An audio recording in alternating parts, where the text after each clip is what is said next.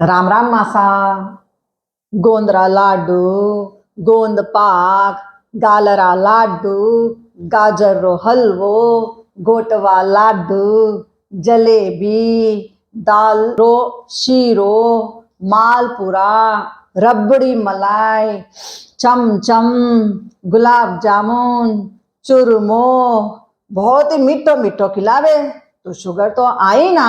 अने ऊपर से दादी सा दादू सा ने कितना सारा टेंशन है। दादी सा अब शुगर ने ठीक करनो है। दादी सा सुबह को नाश्तो, दोपहरा रो खानो और रात रो खानो रे बाद आ वाली एक्सरसाइज करो।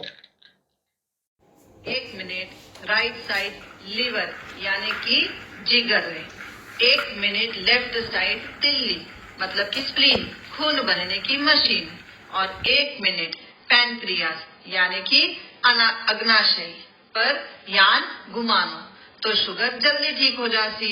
अने दादाजी ने टेंशन मीठो चावल साबुदाना 6 महीना नहीं खानो। राम राम दादी सा।